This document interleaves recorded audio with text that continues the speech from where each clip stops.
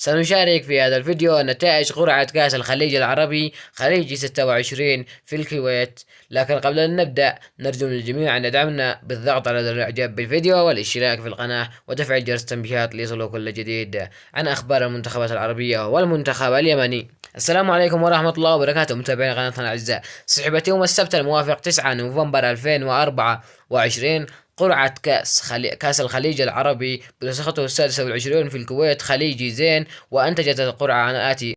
ولكن قبل أن يسحبوا القرعة فقد وضعوا المنتخب الكويتي في رأس المجموعة الأولى لأنه المستضيف لهذه البطولة، ووضعوا المنتخب العراقي في رأس المجموعة الثانية لأنه حامل اللقب كما كانت النسخة السابقة على أرضه.